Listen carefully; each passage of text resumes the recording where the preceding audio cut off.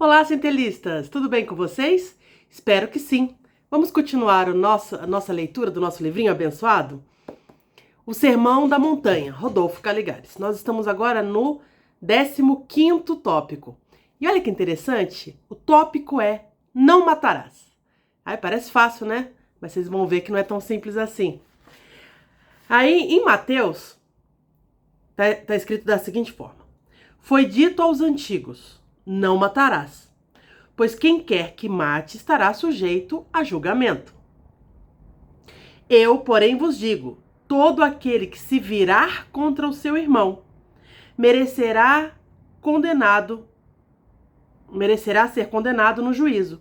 Quem disser a seu irmão raca, merecerá ser condenado ao fogo do inferno. Mateus, capítulo 5, 21 a 22. Parece fácil, mas não é.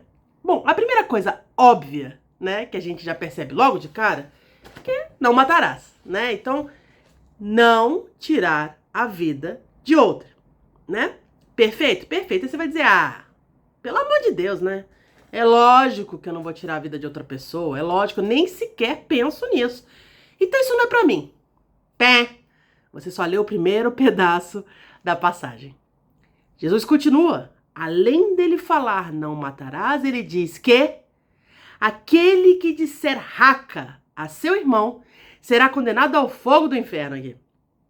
E o que é raca? Raca é uma palavra, é um xingamento daquela época que quer dizer pessoa inferior, pessoa de menos-valia, né? Bom, então vamos lá.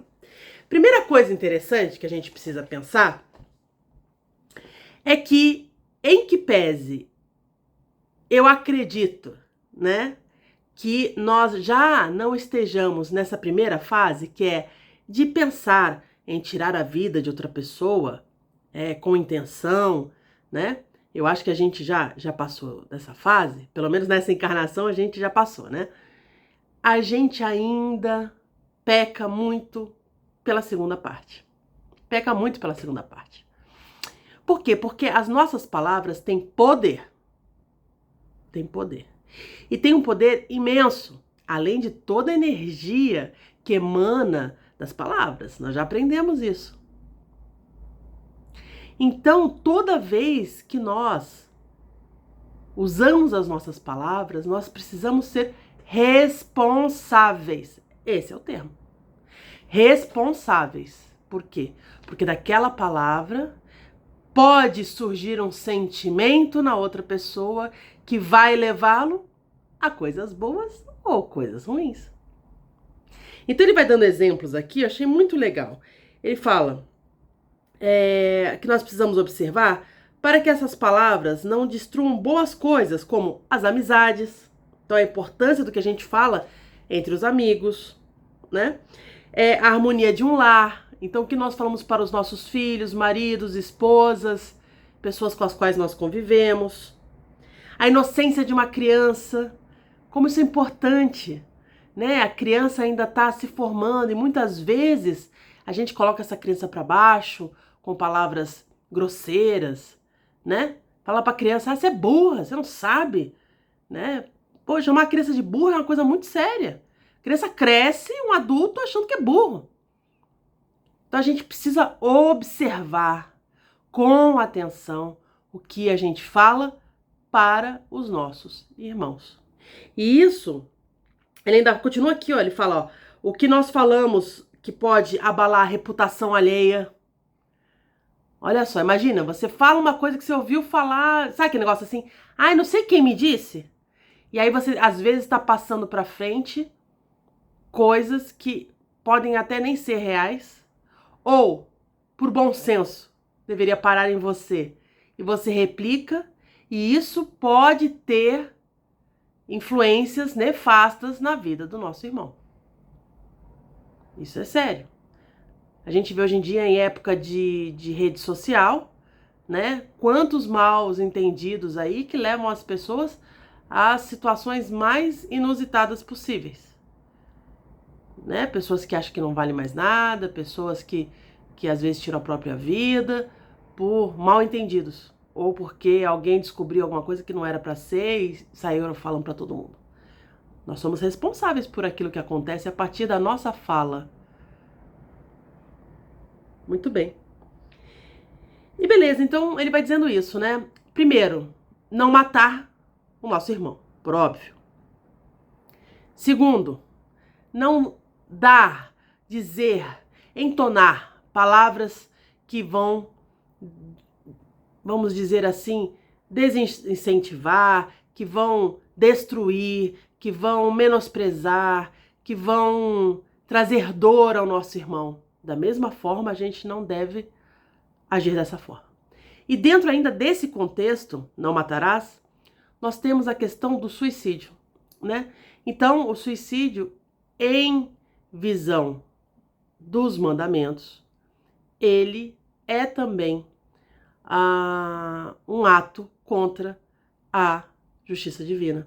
Porque somente quem deu a vida, retira a vida. Nós não temos esse direito de fazer isso, né? Então, e aí você pode dizer, poxa, mas eu não tenho menor interesse, menor vontade, menor intenção de me matar. Será? E aí ele vem trazendo outras coisas. Toda vez que nós comemos demais, bebemos, usamos drogas, usamos remédios em demasia, né? Toda vez que nós somos sedentários, que nós não cuidamos do nosso corpo como deveríamos, nós estamos cometendo um suicídio indireto. Indireto. Vocês lembram? Nosso lar? Né? Nosso lar, então, quando o André Luiz se encontra no umbral, e ele, né, suicida. Ele fala, que suicida? Vocês estão doidos? Era médico. Porque não tem nada de suicida, não. Médico. E aí, o que ele descobre? Que ele era taxado, né? A consciência dele o taxava como suicida, mas suicida indireto, por quê? Porque ele, à época, fumava e bebia, né? Então, assim, esculhambava o fígado dele, o pulmão dele, e ele, como médico, tinha muita consciência de que o que ele estava fazendo era algo que traria malefícios para a saúde dele. Ele não era uma pessoa leiga, né? Porque nós aprendemos no Espiritismo que quando mais se sabe, mais se é cobrado. Então, imaginemos uma pessoa que não tenha informação nenhuma. É uma coisa, um médico fazer essas escolhas é outra, né? Então, interessante para a gente observar. E ainda nesse tópico, a gente tem a questão da eutanásia. Eutanásia quer dizer boa morte, mas para quem, né? Na realidade, o que é isso, né? É um movimento que há em alguns países, que é liberado legalmente, para que as pessoas que estão com doenças terminais, que estão em uma situação de vida periclitante, possam então ter a boa morte, que é ter o aparelho desligado, receber uma injeção letal. E na visão espírita, né, cristã espírita, isso também vai contra a lei de Deus. Por quê? Porque nós já lemos em muitos livros mostrando o quão é importante todos os momentos, principalmente esses finais da encarnação. Nesses finais da encarnação, muitas coisas são acertadas, palavras, sentimentos, relacionamentos, a importância daquele período que se está no hospital, né, ao longo da vida, não necessariamente só daquela encarnação, mas é um resgate em relação a outros momentos de outras encarnações, e o quanto isso é importante. Então, nós não temos a menor possibilidade de dizer com certeza, agora é uma boa hora. Por quê? Porque nós não temos a visão do todo. Então, só Deus que tem a visão do todo é que pode determinar a nossa hora. Mas nós Não podemos encurtar o caminho por falta de autocuidado. Então, a lição de hoje são duas, a grosso modo. Primeiro, observar aquilo que nós falamos para os nossos irmãos, sabendo que nós somos responsáveis por tudo aquilo que dizemos e o que isso causa a partir disso. E dois, que nós tenhamos o autocuidado para que nós tenhamos uma vida plena, para podermos sair desta encarnação completistas. Está certo? Um abraço para vocês e até a próxima!